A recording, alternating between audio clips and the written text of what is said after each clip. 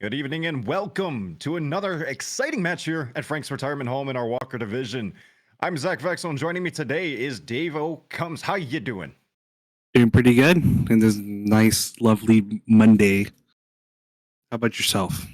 Not bad, and like you said, it is Monday, so being not bad I think is actually pretty good for us. We got a great set here lined up for us. It's Ice Age versus the Kaldr's Good Boys. Over on the Spectate is Lunar, and we are seeing a couple bands coming out already. The Artemis is a very surprising one for me. I'm going to be honest, especially being a first pick. What are your thoughts? First band, the Artemis, don't really see it. I guess they're just pretty afraid of the Nayuki. Is he the ADC in this team? But I'm not too sure. But I'm hearing that he is. So I'm guessing they're pretty afraid of that Artemis on Nayuki. But other than that, I do see Pele, Poseidon, and Mammon pretty, common bands coming from the Ice Age. We see these bands come out alive. Okay, so the Pele, just probably one of your best early game junglers. I pit her next to a Thanatos, and it's like, okay, who's just going to get first blood? The Poseidon, I consider as a very strong scaling mage. You can fit him into multiple different roles, especially right now with the solo mage meta, as we do see the Raijin getting locked in as the first pick over on the order side, and followed up by the Athena, which just a strong global support, probably one of our more favored supports here in this league. We do see her probably in a near perfect pick ban rate. I'm going to have to check those numbers a little bit later. Sun Wukong does round out the bans over on the side of the order side. And, again, just kind of a safe sit in the back. I'm going to make sure that I don't lose a lane kind of solo laner. And you can tell that banning that out, I think, is going to be very important for the Raijin pick if it goes over to that solo lane, because that really shifts that pick up from being this little bit of a passive, I don't want to lose lane pick, to a I want to shove it down your throat because I'm just a warrior and you're a mage. Speaking of mage solos, that Morgan Le Fay getting locked in the second pick over on the Chaos side. How do you get on this god? Yeah, how do you get on her? How do you damage her? With Morgan Le Fay, as you said, she could probably go anywhere as well. I mean, just in mid or in solo. I do kind of lean her more as a solo laner, but as well, just having double mages on the solo lane might, be all too common in this meta. And as we see the Ratatosk getting picked up, most likely going for that jungler. Yeah, Ratatosk, yet again another flex pick. What I really like about this, seeing these niche interesting picks are going across, such as our mage solos right now, is it leaves a lot on the table for what is going to happen. We don't really have a solid idea of, is this Raijin going in the mid lane? Is he going over in the solo lane? Is this Morgan Le Fay going in the mid lane? Is she going in the solo lane? It opens up opportunities for very flexible drafts, because this Ratatasker too, that's another pick. That is he going in the jungle or is he going in the solo lane? You still don't know the Kaldr's Good Boys draft in its entirety. We do see Chernobog getting locked in though over on the side of the Ice Age, yet another god who has almost a near perfect pick ban rate next to this Athena. The double global pressure coming out from the dual lane of Ice Age is going to be a menace. Where are they going to attack on the map and at what time? Yeah, I'm actually really liking this draft that they have going on. Just having two of the top picks in their respective lanes. It's kind of looking towards, like, they are looking for that, split push kind of way, and then having either the Athena ultimate for the team fight and as well as that Cherno following in pursuit. So I'm pretty interested in how this is going to play out. The way I'm looking at it right now, I want to see Ice Age just absolutely looking at the dual lane and going, yeah, we're just gonna stay away from there. Dual lane's kind of stinky today. We're gonna ult across to the mid lane, ult across to the solo lane, invade blue buffs, invade red buffs, shove it down somewhere else, and just apply this global pressure across the map where it's going to come in handy. I feel like where they could struggle is if they're using those ultimates to do things like get back to lane or just, get around the map kind of stuff. If they're not utilizing those global ults for what they're made for, then maybe, we'll just kind of stalemate, and Calder's good boys draft of with this Ratatasker moving around might end up securing the dominant pressure on the map. Powering through these bands here in the second phase, we do see the Fender and the Thor over on the side of Calder's good boys. Fender's, again, a little bit of an early game pick, and the Thor to kind of match the global pressure of the Ratatasker. And over on the side of Ice Age, we do see the Achilles getting banned out, and that one's a little bit interesting to me. The Rama, a nice, I'm going to clear the wave and just kind of boxy here or there kind of god. Scales up very nicely and also very safe in the late game. Yeah, banning that Rama is a pretty safe ban in my opinion. He could just do pretty much whatever he wants and just kind of helps him, be safe, goes up in the air and wait for his team to come over and help him out. Just because that's how safe he is. I'm kind of interested in that Achilles ban. Don't really see him played as much as used to, but I am liking this Baba Yaga pick. Absolutely. You see the Baba Yaga, and I think it just goes back to what we were saying a little bit earlier. Where's this Morgan Le Fay going to go? Where's the Baba Yaga going to go? Yeah. We still can't tell what the draft of the Ice Age is exactly looking at, and I think they want to see these last two picks come out over on the side of Kaldr's good boys before even they make that decision. Yeah, both of them are extremely powerful. Baba Yaga is extremely powerful in the mid lane, and building that normal mage build and giving her like a prosthetic cloak, she just becomes tanky and doesn't really die as quickly. But we do see Jingwei in a Nike pickup. I'm liking the Nike pickup. Very good zone laner and could really push you down, especially if you're going against a mage in the solo lane.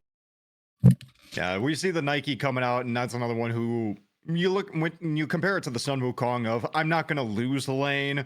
I'm not exactly going to win, although if that Nike does just kind of jump on top of you, hit you with a dump her full kit on you, you're going to take a little bit of damage. Meanwhile, she's just going to walk away with a very nice health shield covering half of her health bar. No issues at all. The Jingwei is a very interesting one because I feel like to counteract some of the global pressure over on the side of Ice Age, she's going to be able to back and fly in at a little bit of a delayed way compared to Ice Age, but she will show up to the fight a little bit quicker than most of the gods we do see. Very team fight oriented god. We see some CC burning, if they really coordinate the Athena with the amount of burst damage that can come out from this Baba Yaga and Morgan Le Fay, then I feel like this Hunbot's ripping through in the middle of a team fight could spell danger for gods like the Raijin or the Ganesha being unable to get to his teammates since he really lacks the CC immunity compared to the rest of his team. Yeah, that Hun battle can be a very big problem, especially in that team fight. And especially just mid fight, you just get feared out by the ult, while the Baba just throwing down her ult on top of you guys. So I'm really liking that pick. Going out for this Ice Age team. Yeah, without that too, you look at it and then you have the Ratatasker over on the side of the Calder's good boys, global ultimates aside, big fear, no evil ultimate aside. The amount of early pressure that can come out of these two picks on their base kit alone, being able to clear their zone camps, run around the map, just apply pressure, early clear potential, early poke potential. These gods have two kits that are designed for just clearing their jungle, getting in, and creating such a nuisance in the early game that the ability for their ultimates to scale into the late game just makes them all that much better. Yeah, both teams actually, I'm really liking both of the teams' team comp. So I'm pretty excited on how this ends up. Maybe, maybe the Morgan Le Fay gets very pushed out by this Nike if the Morgan Le Fay is in the solo lane, or as well as like if the Baba is in the solo lane. This Nike is just a great pick. Oh, we're going to find out now that we're seeing where these picks are exactly falling out for as we move on into game number one here. Kaldr's Good Boys versus Ice Age. So, Dale, following the draft and looking at where some of these picks are lining up, let's hear your thoughts. Give me a prediction. Kaldr's Good Boys, Ice Age. What are you thinking? I'm leaning towards the Ice Age, just mainly if their team fight goes as planned or as I hope it would go. Um, I'm leaning towards more of that for them. But as well as like early game, Calders do have a nice early game, but I'm leaning towards more team fight, and I'm giving it to the Ice Age game one. All right. You know, I have to say, I kind of feel the same. If the Ice Age can utilize the early game potential from the Morgan Le Fay over here in the solo lane, bring over your Hun bots, send in your double global ultimate. If they can apply some serious pressure to the solo side of the map and rotate that across, then I feel like Ice Age should be able to handle this game very well. Nothing really too spicy coming out of these early items that we do see other than a horrific emblem on the Athena. Now that kind of just spells I want to pressure out my lane over here and, you know, get in the face, make them deal less damage as we're getting on top of them, taunting them, and maybe forcing a couple relics here or there. Yeah, now also I'm liking the vision shard on this Morgan Le Fay, because she did go teleport, so that vision shard would be helpful, especially if the enemy jungler is gonna come and rotate. You'll be able to have that that free ward on there for vision. Playing any standard solo into a mage over here as we see Sniper Glyn just running it down on mid-god on this Hun bots, getting very close. These two early game gods, but unfortunately Sniper Glyn hit level 3 a little bit too early, and he does end up securing the first blood over here on mid-god. Hun bots ends up falling. Sniper Glyn picks up first blood. As we were saying though, the Nike, you see these standard solo laners into a mage, you're going to be wanting to shove it down early.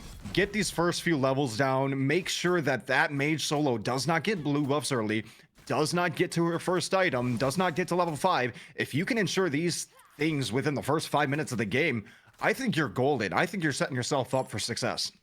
Yeah, and especially like I was saying earlier, the early games is what I believe Kaldr Good Boys are looking for.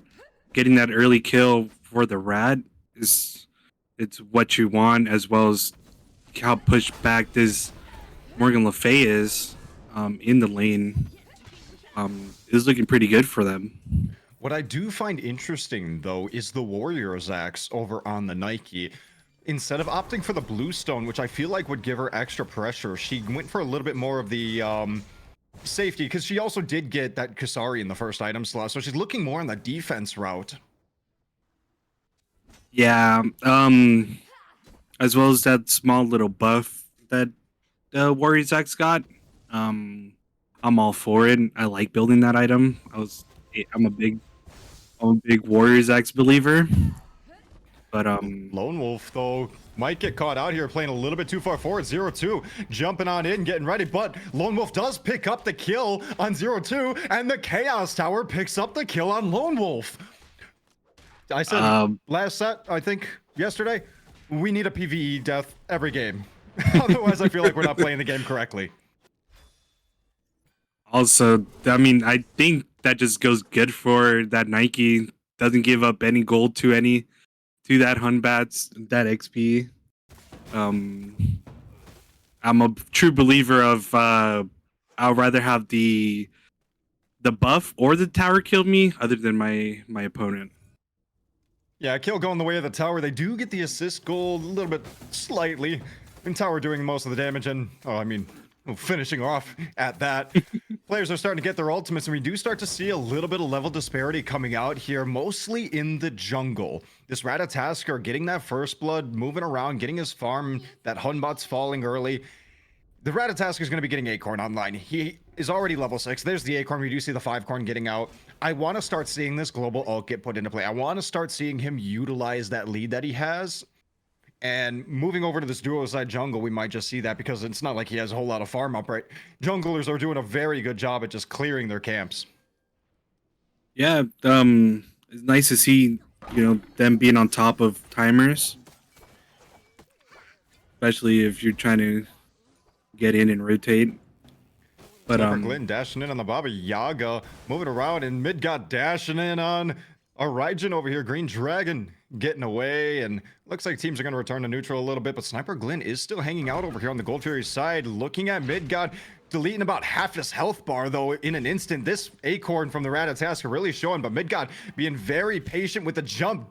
Unfortunately, it's not enough because Ral is here with the Ganesha ult to just slow him, lock him down on top of it, and Sniper Glynn does pick up a second kill thanks to the little passive from his Ganesha friend. Yeah, that Ganesha played it well, getting the pillars and the stun off on the Hunbats. Great way to just keep them down a few levels in gold. You don't really want to see the Hunbats get online, especially if you can commit into the late game. Not get online, that's for certain, because this Ratatasker being at Acorn, having a tier 1 Mesa already, and hopefully Midgard ends up picking up right here as we see the Fear No Evil coming out over in the solo lane. He does find Lone Wolf this time, not able to get to the Chaos side tower and kill herself this time. Yeah, this Hunbots doesn't even have a full Mesa item yet. It doesn't have that first item completed. I think that's going to spell some danger coming into these next few minutes, but, is able to finally get it back off and complete his first item.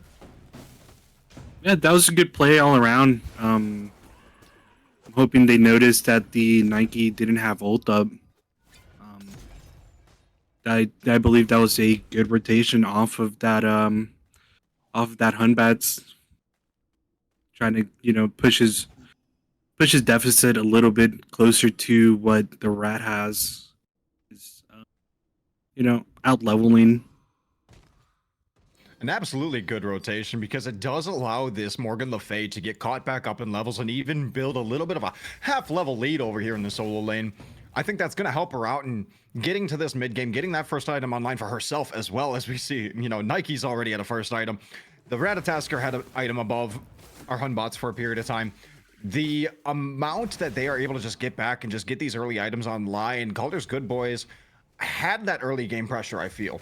But even still having a 2K lead, and we're not saying they lost that pressure by any means, but I just felt like they didn't really do much with it so far. Yeah. Oh, wait. Sorry. Don't want to talk over this kill. Just Nike things. Warrior Brain jumping on in there, picking up the kill on 0-2. Lone Wolf gets herself another. Nice use of the ult. Not take any damage and not getting killed by that tower. Not letting it have her get that second kill on her. But yeah, I'm not seeing a lot of pressure coming off of them. You have gold up. Green Dragon showing us those Raijin buffs, able to get that dash off just a little bit too quick. That Midgard is not able to get the Fear No Evil and let it land. Getting away, no problem. We do see another pickup happen over in the dual lane as Niyuki ends up falling to a very nice gank coming out from Sniper Glynn and T-Pity. Yeah, recognizing that the Chernobog didn't have ult, I do think that was a nice rotation off of that Ratatasker. This is kind of what we were saying earlier on in the game and during picks and bans. If Ice Age can utilize their global ults to pressure other sides of the map, it will come out in their favor. But right now, that Chernobog, for instance, used the ultimate to get back to lane. And look what happened.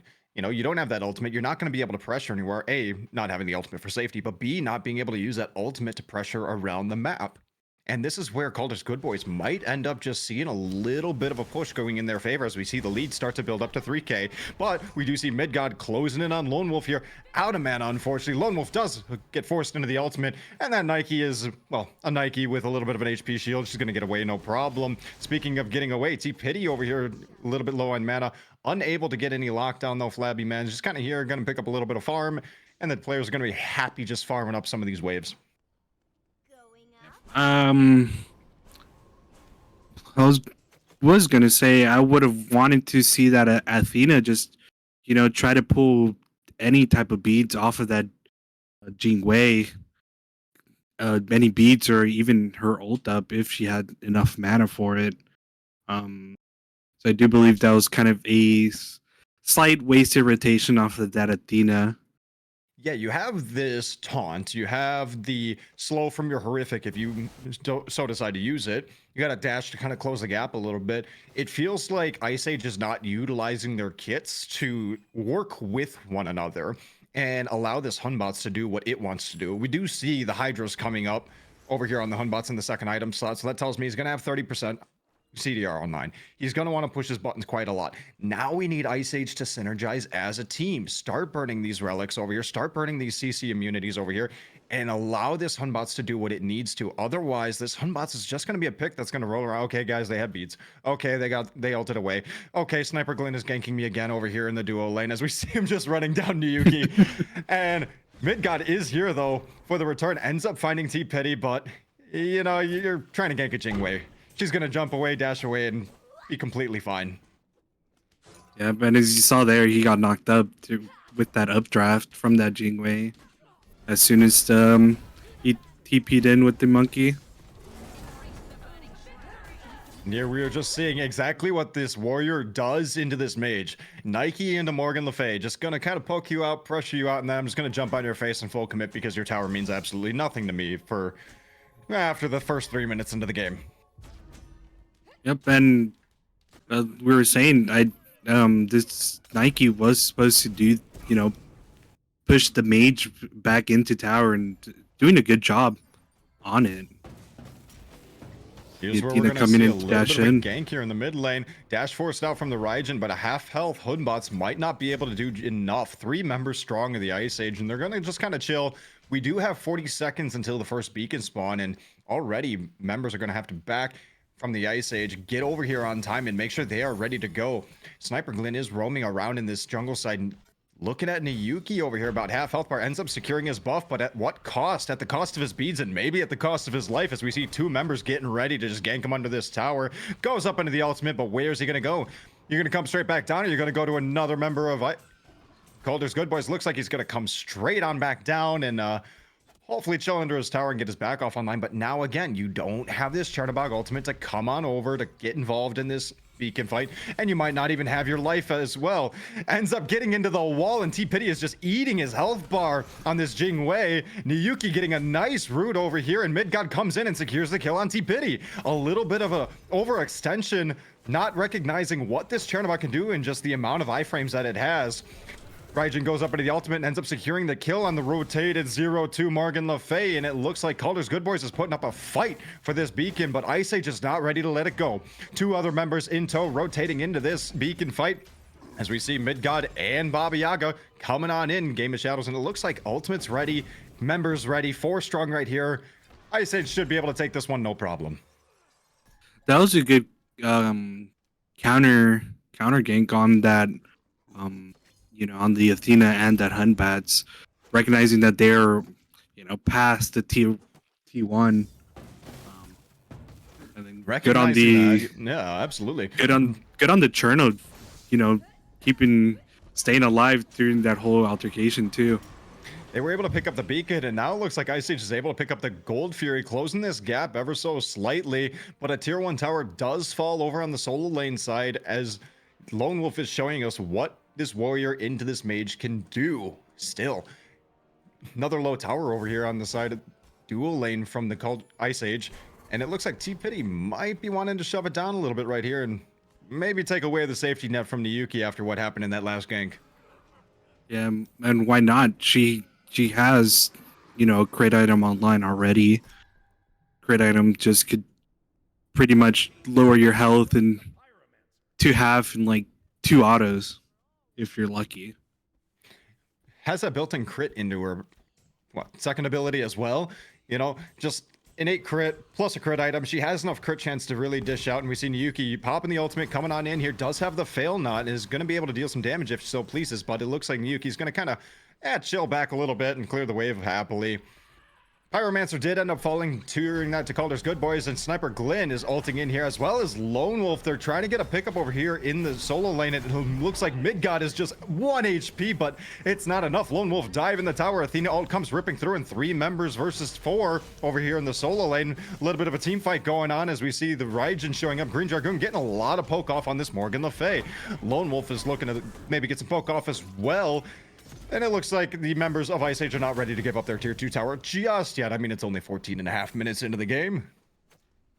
Yeah, great play all around from that, that Nike being able to, get in there, ult out, and then, be in a reasonably good state of health just because Warrior things could do Warriors. That's really rough too. Yuki almost securing the kill on T-Pity, but forcing the double relics and sending that Jingwei back to base. It's gonna happily clear up the wave a little bit and catch back up in some farm. This dual lane over here, well, these 2 hunters in general, have been very even outside of the ganks coming out. Yeah, if I'm the Cherno, I am repeatedly telling that Hunbats or anybody in my team that both relics are down to try to gank her and get the kill on her and try to give the Chernobog a chance to equally be leveled with her, as well as not having the ult up. I do believe she is a good gank for that Hunbats. Without a doubt. I mean, especially with how far up she's playing on this tower line of Niyuki and the Chernobog. T-Pity is really showing that not scared of anything. She's going to stand up here on this Jingwei pick and just no issues whatsoever. I mean, I'm a Jingwei. I'm just going to ult out. I still have a tower up over here. Your tower's almost dead. What are you going to do about it? Team's kind of backing around. Nothing really spawning as of yet, but Sniper Glynn is getting aggressive over here with Green Dragoon on the red buff of Ice Age, and it looks like he's going to end up paying for it as Niyuki ends up rotating in, and the Fear No Evil does come out, securing the kill on Green Dragon. Picked up for Niyuki. Sniper Glynn gets forced up into the ultimate through the Cosmos, is moving around looking to see if he can get something, but with 4 members of Ice Age here, you're just going to get on out of there and go back to your farm. Yep, and this is the type of game style I want to see from Ice Age come out.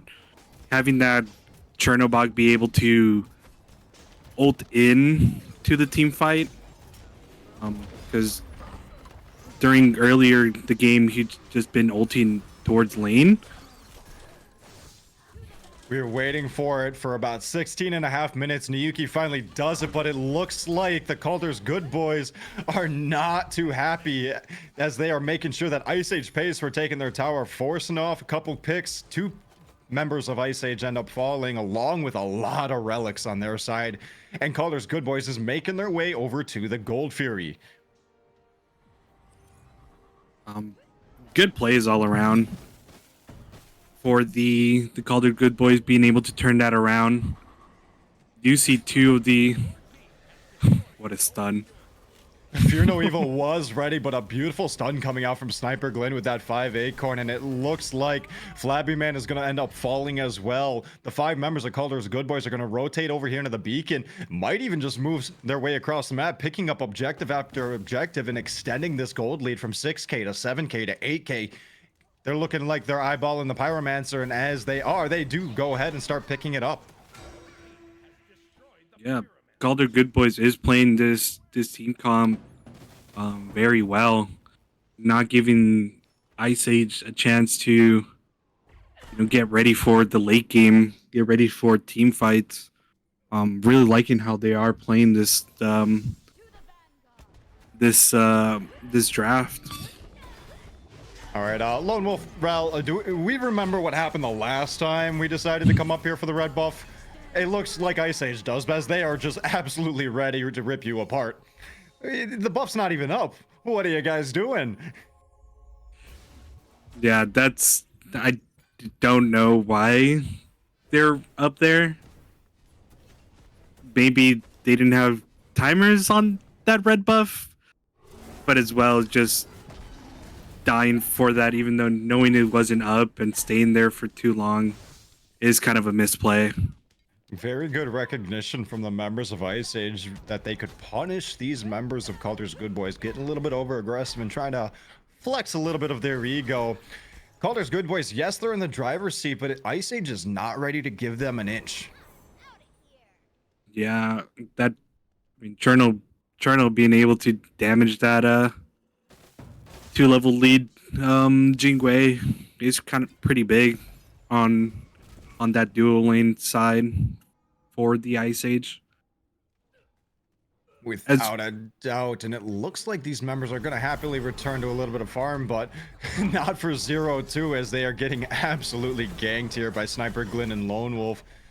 You know, you don't have the safety of your tier 1 tower anymore. Farming becomes very difficult, and if players end up holding the wave properly, sitting it back a little bit, what are you going to do as this mage? Especially when you have a global alt jungler on the other side, eyeballing you from across the map.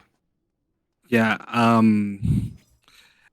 I want to see a beads on that Morgan Le Fay, but I do see that Aegis. I know Morgan Le Fay has that CC immune ult, but having that beads as a backup is even better. Fear No Evil does come out in the mid lane, and it looks like the members of Kaldr's Good Boys were not ready to give him an inch. As I said, absolutely marching in here as 5 members, as ultimates just kind of drop left and right from both of these team members, but it's Kaldr's Good Boys who come out on positive on that team fight. 5 members strong, making their way over to this Fire Giant, very healthy, but some of the ones who aren't got a little bit of life steal, they're gonna heal up no problem.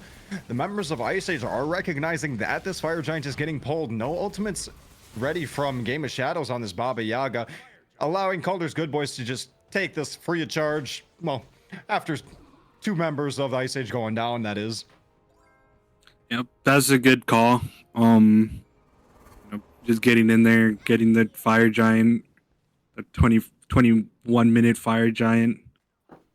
They do gank this Morgan Le Fay once again. 0-2, finding himself caught out yet again. This Morgan Le Fay is not having a good time right now. Gets forced into the ultimate, is doing her best to get away with what she can, but it looks like getting locked down by that Ganesh Ral, doing a fantastic job with the placement, and Flabby Man doing her absolute best on this Athena to try to sit there and peel for her teammates, but it is just not enough as the members of Kaldr's Good Boys are in the driver's seat, marching down this mid lane, taking towers, and it looks like they have their eyes on this Phoenix. Are the members of Ice Age going to be enough? 2 ultimates ready. Blink ultimate comes out from the Hun bots on Midgod, able to spread out some of these members. Game of Shadows does go up into the Baba Yaga ult, but Sniper Glyn is the one who picks up the first blood over here in this team fight in the middle lane, getting Midgod knocked down, and so goes the middle lane Phoenix. 5 members still very healthy on the side of Kaldr's Good Boys, and they're going to be happy with what they got and back on off and clear up some of this jungle. Yeah, as well as that placement on that bomb, helping them get that Phoenix down. I like to play on that Hun bats, trying to get them out with that Fear No Evil, but unfortunately wasn't enough to get them out and save that middle bird. Without a doubt, you're in this situation where, okay, the enemy is pushing into your Phoenix at 22 minutes. What are you going to do exactly? Do I feel like the ultimate was necessary? Absolutely. Do I feel like the blink jumping in there was? Probably not. You got to realize, you're sitting here as this Hunbot, so you don't have a whole lot of power in your kit right now. You opted for this low power build with the Jotun's Hydras, okay? No power, you're not going to deal a whole lot of damage, but you want to get your buttons off a little bit more. Maybe throwing that ultimate from a little bit of a range and allowing them to take that Phoenix, as bad as it sounds, you're able to still keep your life, get around, get some farm, and maybe close some of this 4-level gap disparity that you have right now. He was level 16 at that death, now level 17 at 23 minutes. He needs to get some farm, but so does a bunch of the other members of Ice Age. Yeah, but this Kaldr's is playing this game phenomenally. Being able to push their lead, being able to not let them get ready for late game, keeping them 2 levels behind. Niyuki able to thread the needle and just get out of there. Talk about a back timing. Unfortunate for Sniper Glyn. Maybe if it was a little bit quicker on that through the Cosmos, might have caught Niyuki out right there, but lucky for Niyuki, able to get the farm, get back, no problem. I think the members of Ice Age really need to take a look at this and like, okay, cut your losses. We need to figure out, come up with a game plan and just get some farm going. The members of Kaldr's Good Boys don't really want to let that happen, but they are pushing into this Phoenix here with only basic FG. You know, on 4 members at that, but still, you know, on 5 members at that, but 4 members here as we see the Fear No Evil does come out on T-Pity, getting about half health bar. Kaldr's Good Boys are doing their best holding off right here, and Midgod is the first to die yet again. 0-2 ends up going down as well. Low HP bars on the side of Kaldr's Good Boys, and it looks like Ice Age is just falling apart at the seams right now. Good support coming out from Ral as he's able to grab a hold of that Athena and just lock her down for the auto attacks. Kaldr's Good Boys are marching forward as Green Dragoon picks up another on Niyuki. Another Phoenix goes down and another member of Ice Age goes down, and they are marching across the map as we speak. Yeah, shout out to this Ganesha, man. Being able to PO Ann as well as secure kills for their team. I think for the next game, I don't want to see this Ganesha on Rao. He's just been putting on a clinic with this Ganesha. You have one of the best supports, okay, with this Ganesha. One of your best mid to back line supports with this Ganesha.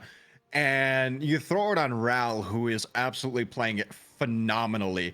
Like you said, I don't want to see it happen in game 2. The ultimate placements that he's been having, locking down members of Ice Age, you know, holding them in place, silences that are coming out, really just breaking apart the engage of Ice Age and really separating members off. The grabs that he's getting, the locking people down so TPD can just unleash auto attacks on top of him. He's playing it phenomenally, and I'm really happy to see the way that he's doing it. Ice Age, I'm sure they're not. Yeah, and as well as having that, you know, TPD being able to auto freely. You have the Nike who's able to slow and as well knock back in her kit, being able to, you know, keep anybody in the pillars or as well as in Ganesha's grabs, not being able to move freely. They're playing very synergized, and I'm really liking how they're playing it. Another Fire Giant goes the way of Kaldr's Good Boys, and it looks like Midgod was thinking he was able to get a little bit of a defense off on that, but, you know, again, you got to cut your losses at some point. In basic FG, yes, this is going very aggressively for the Kaldr's Good Boys as they are marching through, ripping apart the Phoenixes of the members of Ice Age. And they're moving their way into the Titan room through the Cosmos, goes up in the air, comes on down top of Niyuki, forcing out the beads, and the members of Ice Age are dropping ultimates left and right, but so are the members of Kaldr's Good Boys. This Titan isn't taking too much damage, and Game of Shadows ends up finding T-Pity. With your ADC gone and a lot of low HP bars, it looks like Kaldr's Good Boys are making their way on the retreat. Ice Age is not ready to let them go for free, as they are absolutely dashing in right here, looking to pick up another, and it looks like Ral might just fall, and Ral does end up falling to Niyuki. Good defense from Ice Age. Maybe this might be the heard some whispers in my ear. Sorry about that. But that was but it was great defense from Ice Age. This could be, you know, a slight push to be able to kind of go out in your jungle, get that XP, get some gold for you to just help you out. Because as well as there are 2 members that are missing their last item, if you don't count the recipe. A lot of players still have their recipe over on Ice Age. Actually, all the members of Ice Age still have their recipes, but Kaldr's Good Boys is completing their final item. Now, that's going to spell some danger coming into this next fight. You know, we do see the Deathbreak coming out on this Jingwei.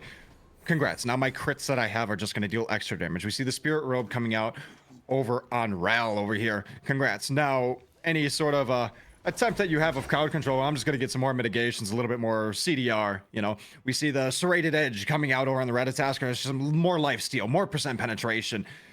The members of Kaldr's Good Boys finishing up these last items are ready to just kind of seal the deal and, as we say, the nail in the coffin over here and put this game away. Yeah, being able to play with full items while they don't have like 3 players that are not even level 20 to get their starters is Sniper Glyn hoping to catch out Niyuki and does exactly that with the through the Cosmos. They end up getting the Phoenix as well. How does he get out of that? Even though he has the Ganesha there, Raul, again, always spacing correctly, always making sure he's like, okay, my teammate's going to go in here while I'm going to make sure that his dive is not entirely in vain, and it wasn't in vain at all, able to sit there and support his teammates, but man, how does he get away with that? Ratatosker. Such a slippery god. Easy to get in, easy to get out. Just a very slippery god. And also, thanks to Rouse and his ult, I do believe that helped him out even more on being able to get out of there. Fear No Evil does come out. Ice Age is not ready to give up their Titan yet again, but Green Dragon does pick up a double kill over here. And the Titan's HP bar is absolutely falling. 0-2 does pick up one at the end, but not enough. As Kaldr's Good Boys does end up taking out the Titan of Ice Age. And game number 1 goes the way of Kaldr's Good Boys. They just proved me wrong. Shout out to... I'm going to keep giving credit to the support because I am a support player. Just played that phenomenally. Being able to give your team some space, give your team a target to focus on as you grab them with the stun, have them inside the pillars, slow them with the pillars. Having that Nike being able to slow with her ult, they played that really well. If I am Ice Age, I will be looking for this Ganesha ban. Big thing that I note, okay, you have 26 total kills over here on the side of Kaldr's Good Boys. Your Ganesha's a part of 20. All right, your Nike's a part of 19. Your Ratatasker's a part of 20. The amount of moving as a unit that these three were doing, I think that just shows the 20%. I'm sorry, 20 out of 26 kill participation right here. You have the strong majority.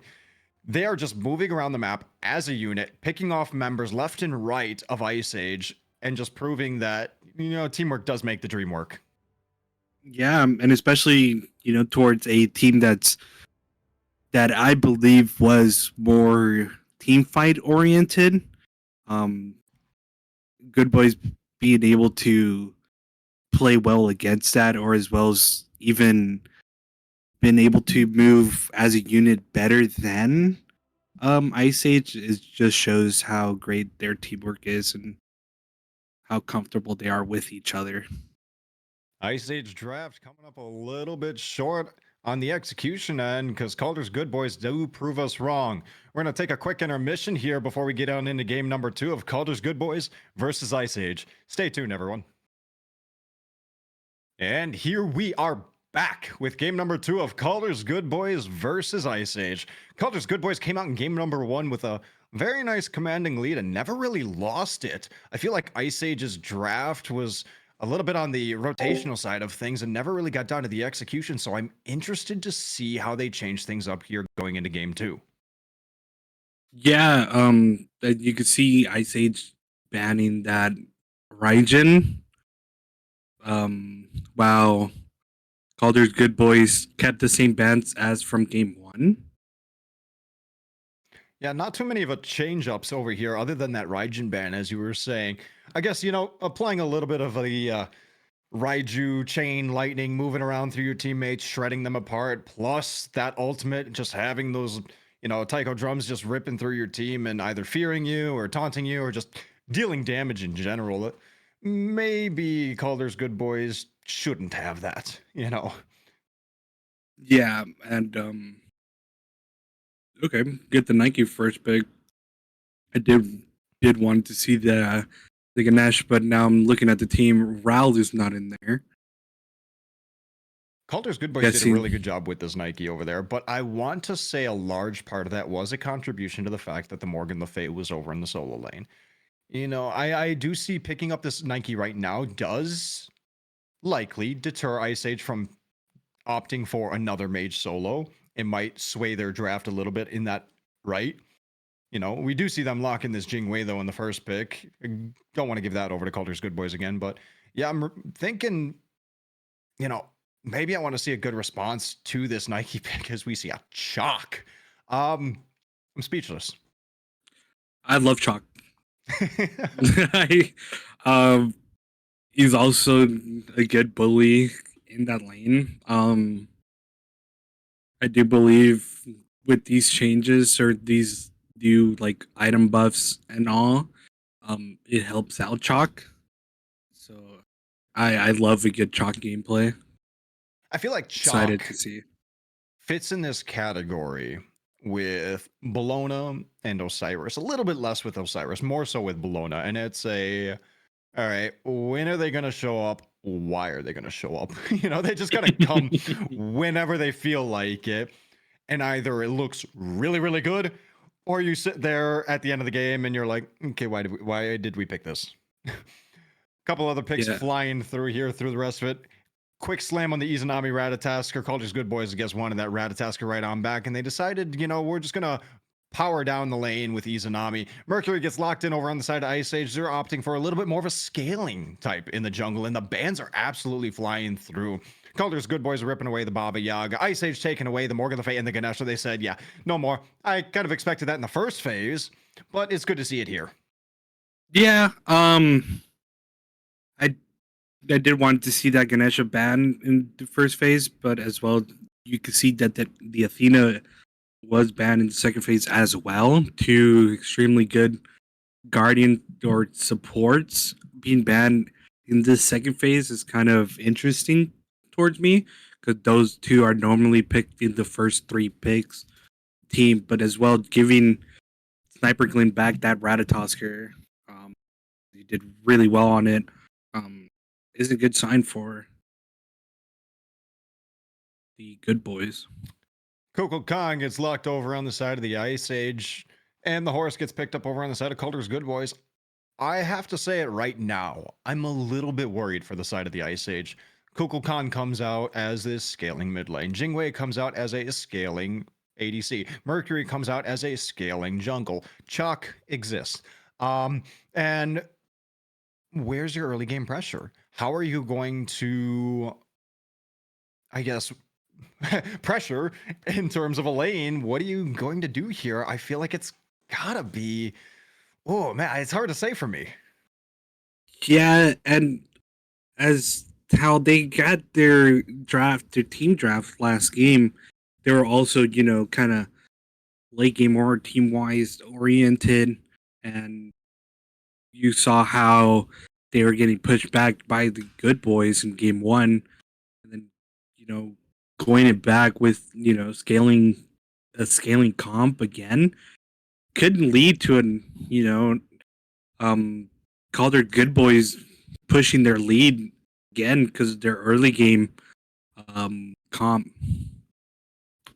So I'm pretty excited, or as well as just interested in how Ice Age will play this in game two. Definitely interested to see how they play this. I'm hoping they can apply the pressure that they need to the designated lanes and build a little bit of a lead where they need to. We do see the Persephone get locked in as the last pick over on the side of the Kaldr's Good Boys, and this is another one of those picks that we've been seeing a little bit on and off, mostly in the solo lane, though, surprisingly to me.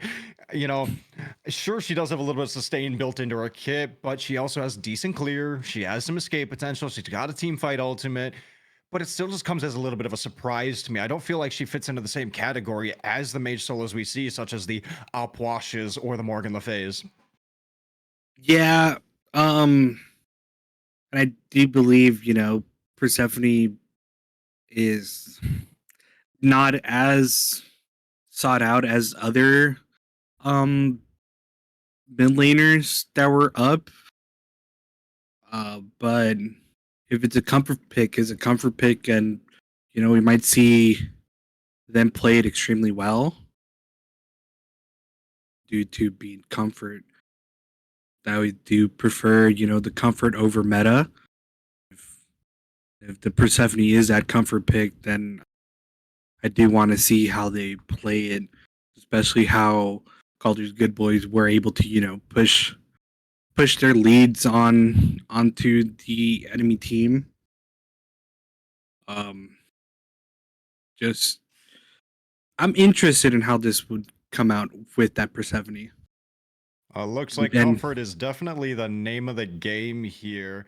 As nobody's decided to be a meta slave today, we're going to be moving into game number 2 right now of Ice Age versus Kaldr's Good Boys. Let's see if Ice Age can find a way to get some early pressure in their lanes over here with this high scaling comp, or is Kaldr's Good Boys just going to create another early lead and hold on to it like they did in game number 1? Let's find out here. As we see these picks going pretty much exactly where we expected them to. No real surprises this time.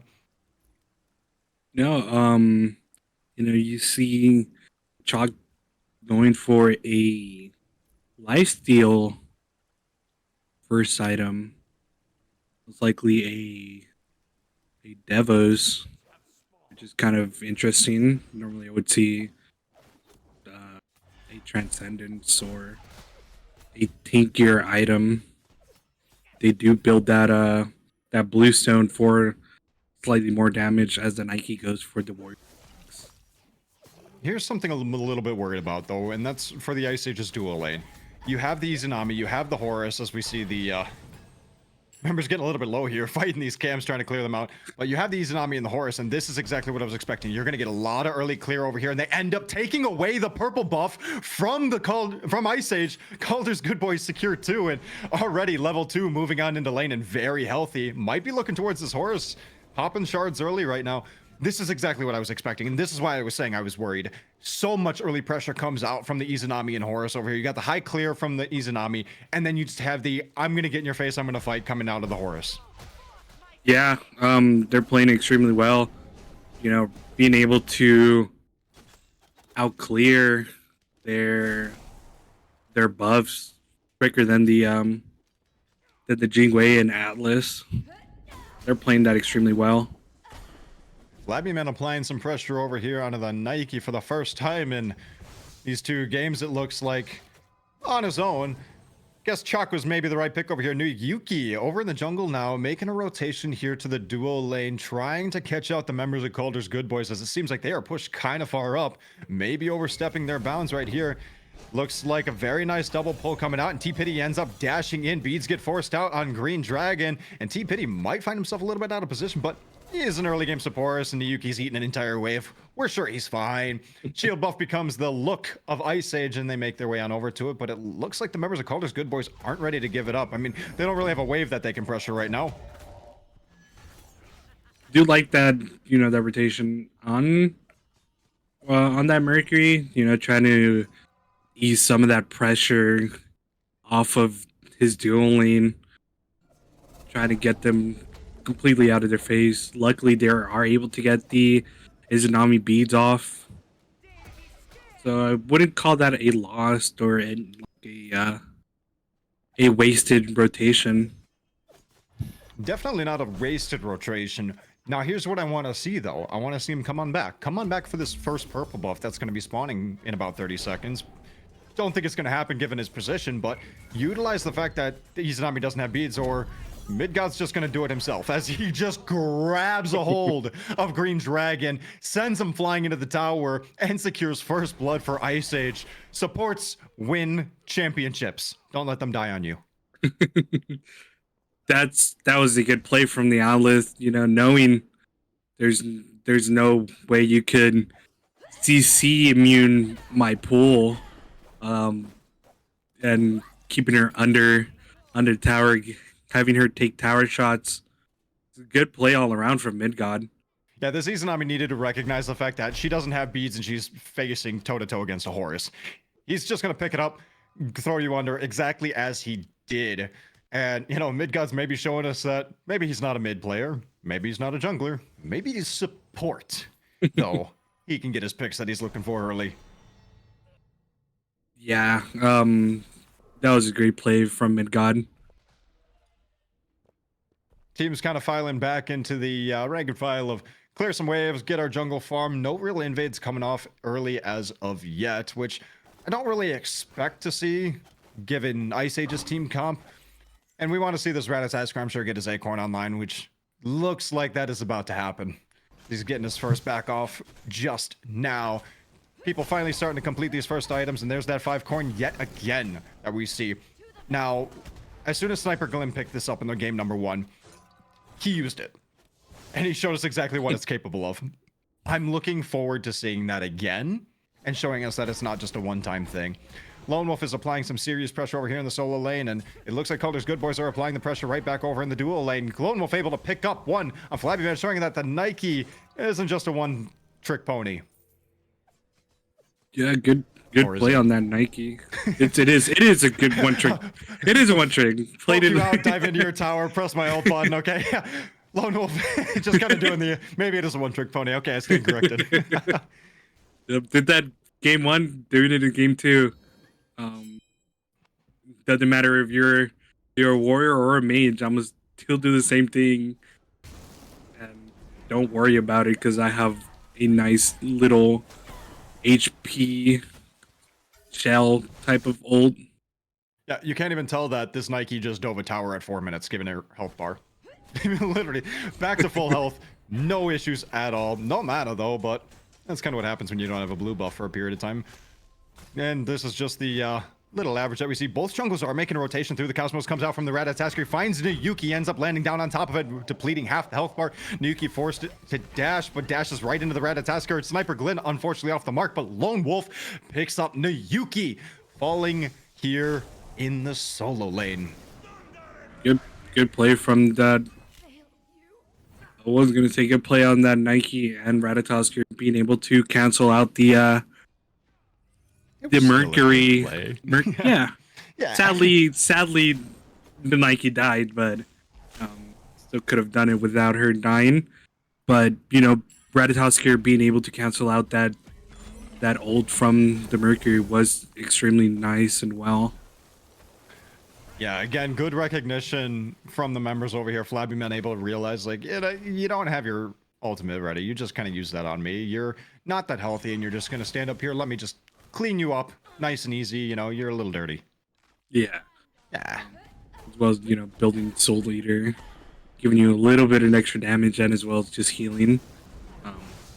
Oh, well, yeah, it gets the cooldown, gets the penetration. I think the penetration is the big thing for me, which a lot of players overlook on this item. Yes, you get the life seal. Yes, you get some nice power once you stack this item up. But the cooldown is instant. As soon as you buy that item, you get the 10%. As soon as you buy that item, you get the penetration. You know, that alone right there really just takes this item and just brings it up. And Yuki eyeballing over here into the soul lane, ends up launching the Mercury ult, landing on Lone Wolf. Dash does come out, but the Nike is a Nike. Maybe dashed a little bit too soon, and she's able to just kind of leap away and not a care in the world. Yep, Nike can just pretty much do that. Even if she has ult or not, can just jump over. That Mercury doesn't have a leap, or as well as Chalk has to throw his one first to be able to go through that wall, over walls. So Nike is kind of that god that could just get out. He stole that. What a steal. I was waiting for those Anchors to come out. Nice steal from that Ratatasker. I think what I want to see from Ice Age is kind of what I wanted to see from them in game number 1. Synergizing their dives, synergizing their CC. You know, it felt like over there on that Mercury gank that the CC wasn't really layered properly. You know, you gotta recognize the fact that the Nike's going to be jumping away. So she still has that built into her kit. She's going to jump away. Your Chalk has the silence in his ultimate, but if he goes up in the ultimate, the Mercury dash is not, it's too short. You know, Mercury's gonna throw the Nike, she's just gonna leap away immediately after, and the Chalk ult is still coming down. If they time it correctly and layer their CC, right now the Chalk silences the Nike coming out of the Mercury dash. Well, that was a little bit of a toxic play coming out over here from the Morgan, the Persephone backing right in the face of the Atlas. I love that. Missed the pull. I'm gonna back right in front of you because you can't do anything else. Just broke my train of thought as he broke the ankles of the Atlas. That's one of the things I hate about Assault. You know, you can't back an Assault, and I think that's the time that I notice that I like to BM back quite a bit, because I like press my back button, I'm like, I can't back. as I'm trying to back in the face of my opponents. What's up with that? Yeah. Uh, luckily, had the horrors that stunned that Atlas to not get pulled in, to be able to I don't see too to much going BM. on over here because the Chalk doesn't have any mana, and that's exactly what I expect to happen every time. Unless you can get this Nike leap out, you're never going to land these kind of abilities on her, these long, drawn-out casted abilities. Like having that Atlas in there to be able to, keep her in or CC her. Oh, she's never in danger. Oh, absolutely. Look at her go. Just kind of hanging out. That's why she Thinks keeps that- stepping up the way she is. Thinks that Atlas old in the face without a care in the world. I'm surprised that Flabby Man's been willing to stand up here for so long without any mana.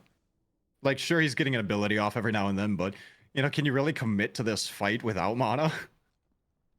No, especially Chalk being able to just, throw out his axe for quite literally 5 seconds or less. Consuming mana, I do believe they should back or as well just pick up their, which is down. Izanami being one of 2 characters who'll just take your tower if you back at the wrong time. Her and Soul love to just kind of shred it down, and it looks like the punishment goes 0-2. You backed at the wrong time. Doesn't matter that you're Jingwei, you're not getting back fast enough. Tier 1 tower falls in the dual lane for Ice Age already. 10 minutes into the game. Taking towers is good and all, but taking towers in the side lanes that early, not really that great in my opinion.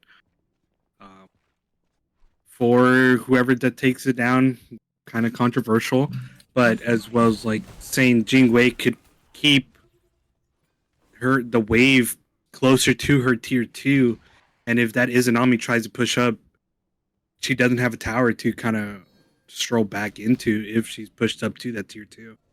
Niyuki crossing every ward in the book right here looking for a gank, and exactly what you're saying, I agree. But here's the issue is that 0-2 on this Jingwei needs to hold the wave back if that's the case. They need to let the wave come back to their tier 2 and prevent this Izanami from farming. If they can do that, then I can see exactly that happening. But if you're going to send the wave right back down and in, no consequence at all for taking that tower. Yeah, I think that Jingwei is just trying to get tower for tower. I'm believing they're just upset that they lost tower in 10 minutes. That's why they're trying to push that out. Dangerous spells for Sniper Glenn, forced to use the beads as you get picked up by this Atlas. Dashing in, not wanting the members of Kaldr's Good Boys to move freely in the jungle of Ice Age, but a little bit low HP as Niyuki is still moving around, was forced to ult out in the 1v2 against the Izanami, who's invading purple buff freely. The first beacon does spawn, and we got a couple members from both sides over here. Niyuki eating a nice amount of poke damage. Sniper Glenn ends up getting picked up and thrown right into the teammates of Ice Age and ends up getting comboed down. That's what I wanted to see. The combination of the CC, layering your CC, and picking off a target. Yeah, that was extremely well between Midgod and Niyuki. Get that CC off on that Atlas, being able to carry him into his teammates just to get dashed by that Mercury was a well play. That I do want to see throughout this whole game. And as well as if you add the chalk in there. Ice Age felt like they had enough pressure to just go for the gold for you after the beacon, and it looks like they were able to secure it. I'm just unsure if the Mercury was the one who you wanted zoning off. He's got Rage. He's an early game Mercury with 1 stack on his Rage. I don't really think he's gonna stop anything from happening, especially both dual lane members of Kaldr's Good Boys just kind of walking up and locking them down. But with this Rage online, I do want to see Niyuki start getting active. I do want to see the stacks get picked up here, have him build them up, and then just start utilizing the kit of this god. If he can build this up now, huge, massive. Gets him to late game instantly. Yeah,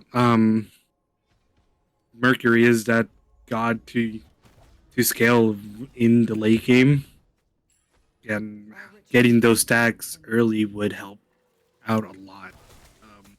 especially playing a Mercury. This is a much more even game out than in game number 1 that we see. It's only about 1,000 in the gold. You know, you see a level or 2 here or there across, what, just 2 members, really? 1 on each side. Ice Age doing a very good job, I think, this time of holding it even.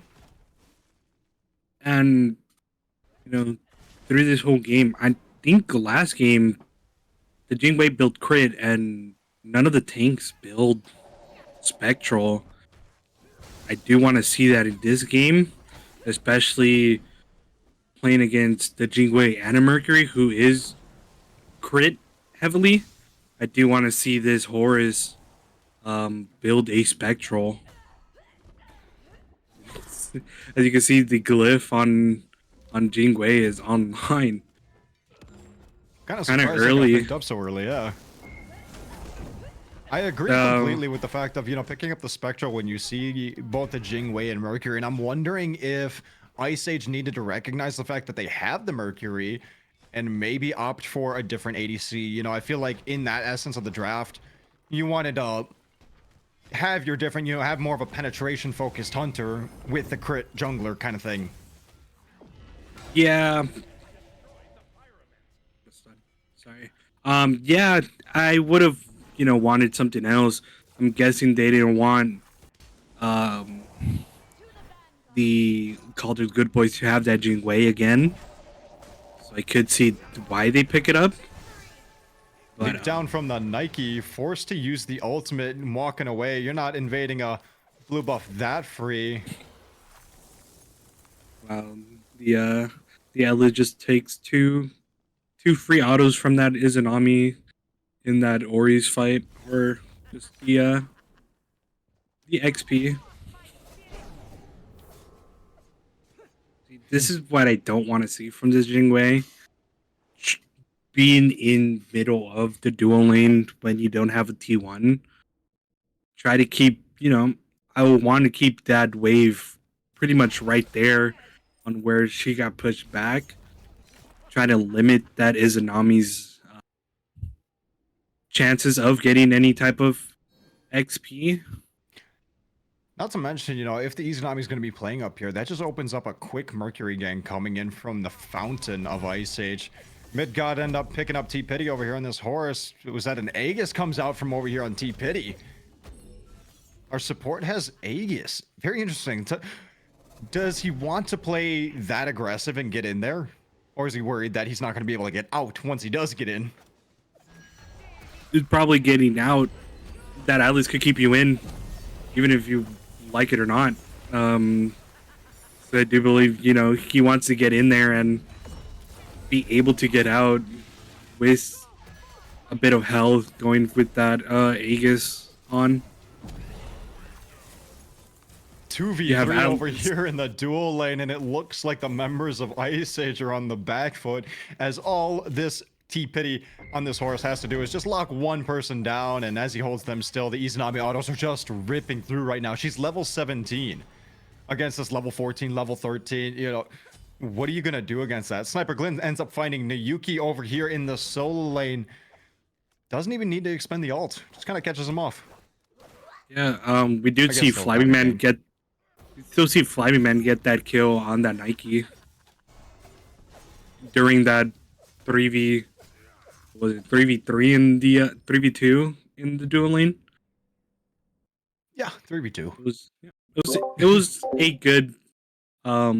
you know, good kill for that chalk. As you see, he is a level ahead of the Nike now. Have a item more than the Nike. Unfortunately, he's level ahead. He's got this item up on her, but look at the player damage charts. This Nike's almost at 17,000, and the chalk is almost barely at 10. Okay, how much is this character fighting right now? Just getting in the face of her opposition. I mean, what I've seen pretty much all game. If she's under tower, if she's invading, she's still getting her damage off just because she wants to at this point.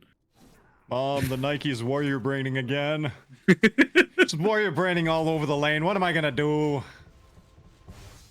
I mean, these towers are kind of low. We might see a little bit of a rotation coming out here as the Horus is making his way across. Persephone very, very low and ends up falling to a very nice sneeze from our Kukulkan over here. Game of Shadows ends up picking up one, and the members of Ice Age might be eyeballing this Gold Fury. Yeah, they are. Look at those pings coming out right now. They recognizing the fact that 3 members of Kaldr's Good Boys are over on the solo lane side.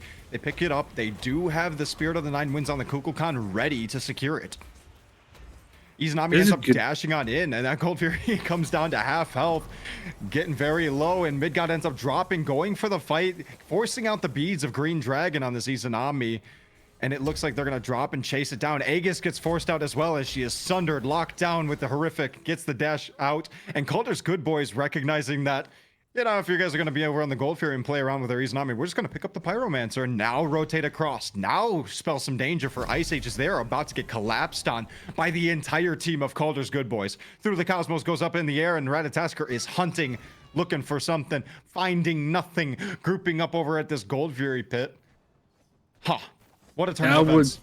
That was a good play from the Good Boys, recognizing that there's 3 focusing on the Izanami on the Gold Fury, so they could have just gotten the Pyro pretty much for free and taking Niyuki's life for the Pyro as well. Man, being able to rotate over.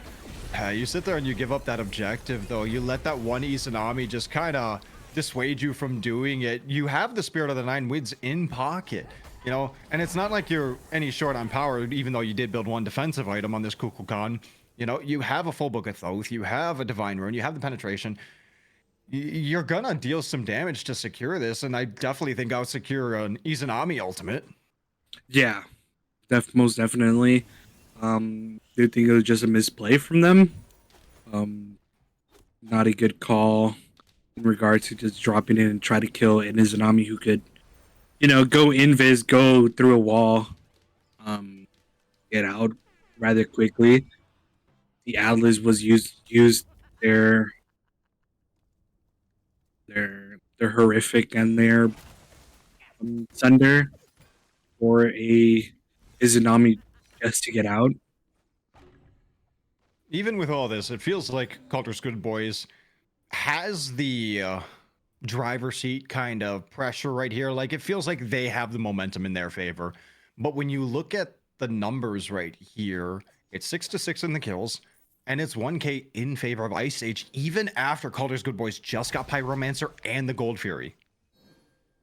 Ice Age is doing a phenomenal job farming and getting this late game. Yeah. With the team comp that they have, they are playing it pretty rather well. Being able to kind of farm, not lose too much, not too much pressure, but, you know, not give them a lead in that sort of sense.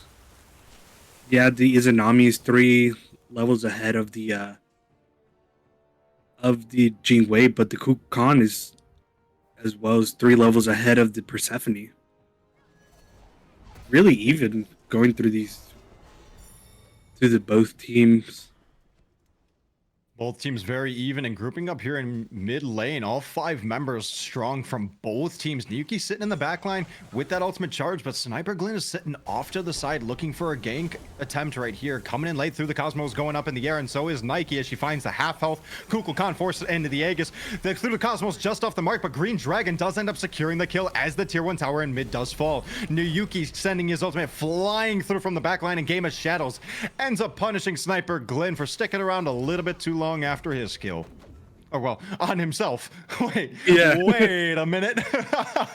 Shout out to tick damage. Gotta love tick damage. Kukulkan tornado. I so punishing and painful. Yeah. For a long time too. That, I feel like that could just stay on the ground for a whole team fight. The Kukulkan would just have it back on cooldown. I'll walk in and out of it about 3 or 4 times and like, wait, where's my health bar? What happened? Not even realizing. Kaldr's good boys putting up a good fight here around this beacon. The members of Ice Age are probably looking like they're going to walk away from it. And the beacon does go down in favor of Kaldr's good boys. Members returning from both sides and objectives are spawning as well. The Pyromancer's back up. The Gold Fury is going to be spawning soon. And the Titans are about to make their way down the dual lane. Yeah, I do think they should just let this. Never mind. Spirit of Nine Winds comes ripping through. Very fantastic job by Game of Shadow stealing away that Pyromancer from Kaldr's good boys. They thought they had it in pocket. They were like, all right, you know, this is fine. Nobody's contesting us right now. But Ice Age was just a little bit smarter in that aspect. Kaldr's good boys a little upset right now as they're continuing this fight right now, and it looks like they're continuing it for a little bit too long. T-Pity ends up falling to Niyuki, but through the Cosmos is in the air. Niyuki picks up a double kill, and Sniper Glyn finds 0-2 on the back line. It looks like Lone Wolf is getting chased out right here as they are running through that Kukulkan damage yet again. Niyuki gets a triple kill. Niyuki gets a quadra kill. Running it down mid lane right now. The members of Ice Age are gonna opt for the Fire Giant instead. Yeah, that's just a call. Being able to get anybody who could pretty much contest you in that Fire Giant, it is the play. And somebody needs to go to Fire Giant school because he just got knocked up. But 25 minutes. Dave, you think this Mercury's online yet? Maybe. Only 8k damage on the charts, but you know, he's got that rage fully stacked. He's got that Deathbringer, the Blood. I think it's about time we say that the Mercury's online. It's time that he can play the game. Yeah, getting that quadra kill was big on him. Being able to get the gold XP and whatnot. You see Fire Giant goes down for Ice Age, sitting around the belt of 4 members, and Kaldr's good boys was happy to give that one up after that team fight. I mean, what are you gonna really do when it's only Green Dragon? Recognizing that they weren't really gonna be able to contest that, comes over, takes out the Titan over for Ice Age instead, and are gonna opt to take up the Gold Fury, kind of close that gap and not allow Ice Age to build as much of a lead as they want. Yeah, good play. I mean, good call. Getting the primal, knowing that there's 3 players or gods in that on that Titan. You know, they kind of hyper focus on that.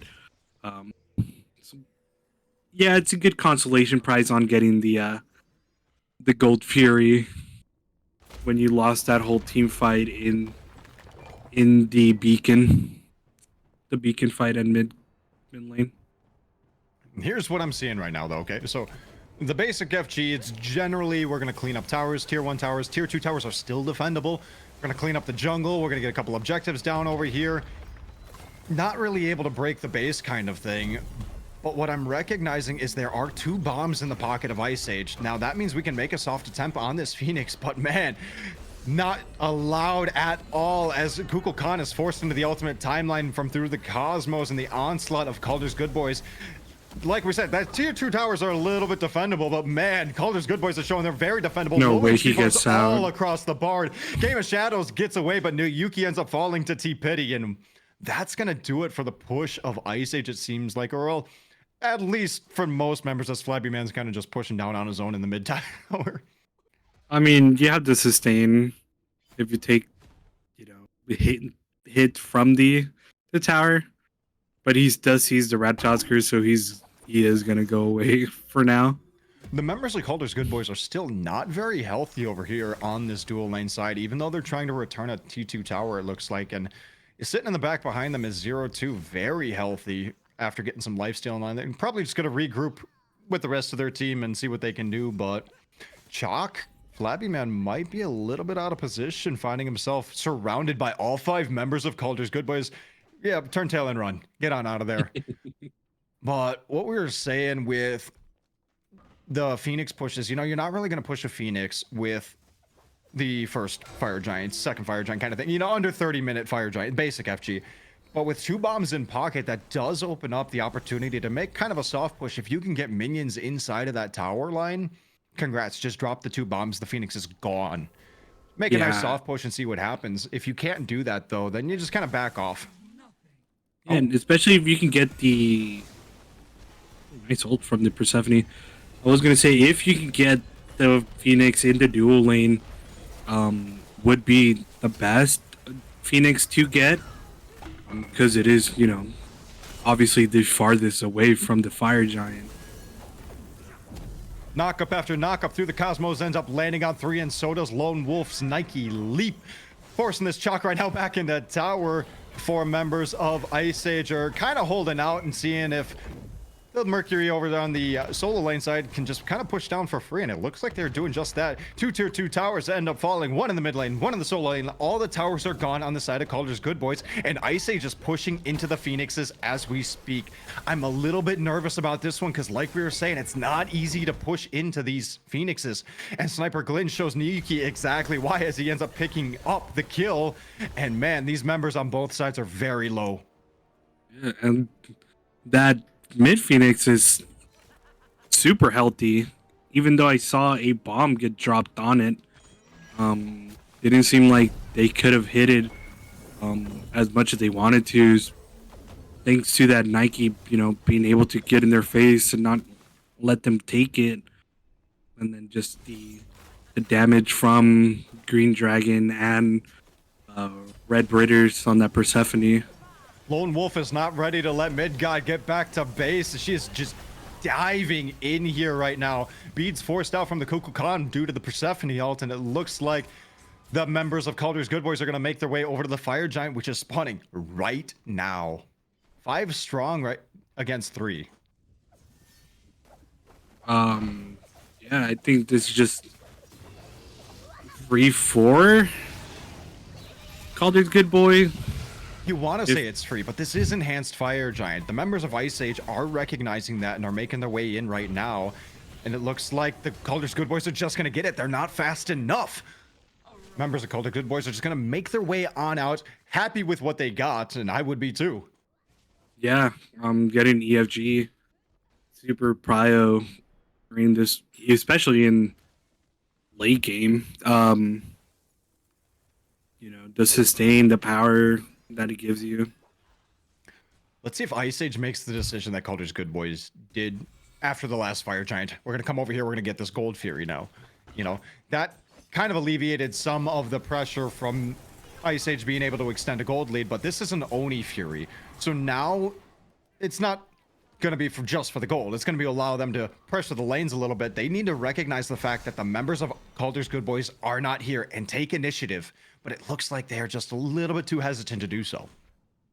Yeah, I mean, you let the Jingwei start it and tank it for like a good second while the Horus was nowhere near in sight. It was a good try from the Cuckoo, a little too late. But yeah, it was kind of a badly timed play. You have pretty much almost the whole team there, but you let the Jingwei take a few of the Gold Fury kits. I was sweating for Nuki right there. Seeing all the members of Kaldr's Good Boys pushing at him. Midgod ends up picking up 1, and it looks like Ultimate comes out from the Persephone. The members of Ice Age don't want to give up their Phoenix just yet. We got a very nice 5v5 grouping coming out. Good stun coming out from T-Pity, landing some autos over on Flabby Man. Through the Cosmos goes up in the air, and so does the Aegis from the Horus. Sniper Glyn ends up finding Flabby Man on the back line. A lot of low health members over here from Kaldr's Good Boys, and the Phoenix has taken 0 damage so far. Sniper Glyn ends up falling to Niyuki, gets a grab onto Lone Wolf. Phenomenal, picking up a second kill, and the members of Kaldr's Good Boys are running away with their lives. 2 more kills end up following, and Ice Age is marching down the dual lane with red in their eyes, foaming at the mouth, looking for this Persephone. Not going to chase him. I think there was just miscommunication on the team of the Good Boys. You have 2 bombs in pocket. You're looking for this Phoenix, but they just hyper focus on the enemy team instead. I believe it was just mainly if you get in there, drop the 2 bombs and focus on this Phoenix instead of focusing on them. So I do believe that was just a misplay on their behalf. It felt What a like the sidestep. engage from Kaldr's Good Boys was just so staggered. You know, we saw one ultimate come out a little bit early. We saw somebody kind of just walk up and need a little bit of poke too much. Through the Cosmos comes out. Right now, eyeballing Midgod, or more so eyeballing Game of Shadows, forcing him into the alternate timeline through. And Game of Shadows ends up finding Sniper Glyn, more like freaking Sniper Kukulkan. Lone Wolf is chasing down, though, did not want to let Midgod get away yet again. I think there's a little bit of a vendetta there right now. Game of Shadows doing his best to stay alive on this Kukulkan pick and trying to get away and deal as much damage as they possibly could. Jing Wei going up in the ultimate, trying to deal as much damage as she could. And now the members of Ice Age are running away again. Although Niyuki's wanting a little bit more as he's fighting off the 2 tanks of Kaldr's Good Boys, not realizing that Green Dragon is nearby, dashing in and holding himself still for the Izanami autos falls as well. Yeah, Snipe the Glen. I would change his name to Snipe Glen because that was a nice ult from Game of Shadows.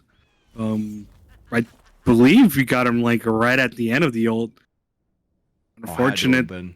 Unfortunate Sniper Glen went in a straight line and trying not to, sidestep that ult from the Kukulkan.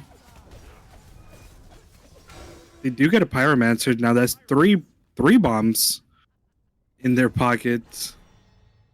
Now I do think the Horus should, push down with the team and have the Ratatosker split push. But they don't. They have 2 T2 towers in favor of Ice Age. So I'm wondering if these bombs are gonna come out from them. It's 16-16. It's a 2K game here at 36 minutes. One team fight could really spell disaster. And I'm sure the Kaldr's Good Boys are recognizing if they make the wrong call here, this could go to 3. Ice Age recognizing if they make the wrong call here, this is going to end for them. And they're going to walk away from this set a little unhappy. Yeah. As well, you have the 3 bombs to try to even get the Fire Giant if you do want to go that route. But as well, the team fight is what could make or break this game. Nice little jump on in right here as we see the Nike ult gets popped and Persephone ult comes ripping through, holding Flabby Men in place and also snagging 3 other members of Ice Age, just eating autos through the Cosmos, goes up in the air and lands down on 3 members of Ice Age, but Kukulkan, ult, Spirit of the 9 Winds comes ripping through, not dealing the damage this time to Sniper Glyn. Says not today. Niyuki ends up finding Lone Wolf, 1 member down from each side, and looks like Yuki's gonna find a double, but Green Dragoon's gonna find the Kukulkan over here. T-Petty pops the Aegis and is running away with his life on this horse. Triple kill going the way of Niyuki. Another Quadra? Nah, another Fire Giant, he says. But Green Dragon is floating around nearby, still with this ultimate in pocket. Yeah, and, they're not shredding this as I've much seen as this one before. they believe as they believe they could, and maybe the Izanami ult does outclear the Chalk and the Atlas ult, even though the Atlas ult is down. The Atlas himself is going to be down very soon, is dashing away. The Izanami ult comes ripping through, and Kaldr's Good Boys get the enhanced Fire Giant. Oh no, not after all that effort. Ends up getting Midgod as well, even though he was out. Niyuki does get him, and it looks like Niyuki's not too happy with that outcome as he's chasing down Red Bitters right now. Red Bitters ends up falling as well. Wow, that's not how you want to see that go. Yeah. I guess. Well, of course you want the Fire Giant, but luckily, they're able to kill the Izanami and the Persephone, the only 2 that had the Fire Giant buff. So, not getting it is a bad thing, but taking it off of them is, you could call it a plus from a negative. You don't really have the damage for the Mercury that you think to shred through that enhanced fire giant, maybe because he's lacking an executioner, Kin's dominance through the cosmos, just landing on yet again.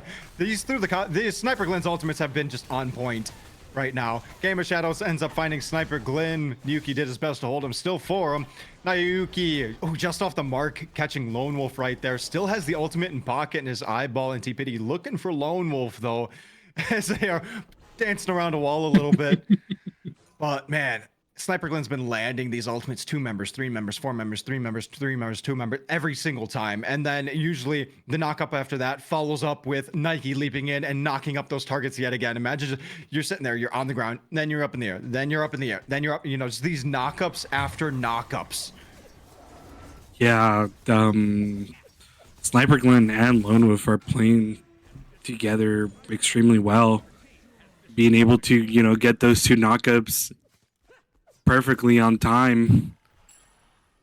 Sniper Glenn, I don't think Sniper Glenn has missed a 1 ult except for the one in mid tower, but he's pretty much been on the mark with these ults.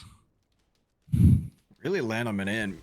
Man, those knockups are just the best form of CC behind death. Obviously death is the best form of CC, but knockups being the second best form of CC. Man, I remember when Erlang Shen in the turtle form would just knock you up and then taunt you and then, root you in place and slow you. And you're just like, oh, this is fun. Why does this god have every form of CC in his kit? Yeah. Then he heals. Yeah. But grouping up. If you see the damage numbers on the on both of the teams, unfortunately the Persephone hasn't been putting up that much damage, but hopefully we get to see a turnaround. Maybe I get to see a Persephone quadra-kill, pentakill even.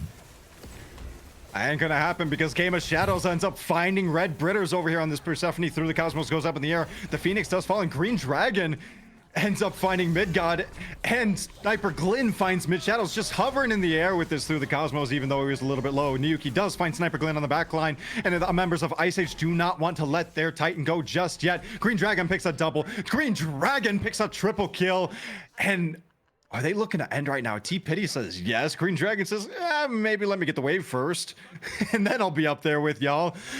0-2 is wanting to defend as best as they possibly could, wasn't unable to get enough damage off, and then another kill. That quadra kill? Unofficial? Unofficial Green Dragon? kill. Unofficial quadra kill. But, at the end of the day, they get the Titan as well. It looks like Green Dragon. Oh, there's the PvE death. I needed it. I needed the PvE death this game. All right. 2 PvE deaths, but Kaldr's good, boys. Take game number 2, take the Titan of Ice Age, and that's gonna do it in this set. Shout out to the good boys. Play that extremely well. Play that as a good unit. Landing CCs after CCs together. I think it was something that I wanted to see from Ice Age, but couldn't really get that down. But also this game was just a roller coaster. I thought we were gonna go to game 3, and then I thought, we were gonna end it here. So both teams played this game extremely well. We were within 1,000 gold right before that last fight. That really goes to show you that, as you were saying, these teams were playing it very well. It was so back and forth that they recognized one team fight, one misstep, and that's going to do it for that game. And that is exactly what happened. It's exactly what happened. Yeah. And it's just unfortunate that Ice Age came up on the short end of the stick on that as well. You find a couple members get caught out here or there, and Kaldr's good boys just kind of recognized when they were able to just go in there, commit on one person, find somebody who's out of position. The recognition from that, the coordination that followed up, because they were all then on the same target. You know, we were talking about it a little bit earlier. Lone Wolf and Sniper Glenn, we're just jumping on the same person. T Pity was holding somebody still. Green Dragon was sitting there just dumping, getting the Persephone abilities were coming in over the top. They were. It looked. If it wasn't communication in the chat, they played it significantly well for moving from the same target to the other, you know? Yeah. This whole that it was a team, that's for sure. They played together, and they played extremely well together. Um, I do think the Good Boys is a team to look out for.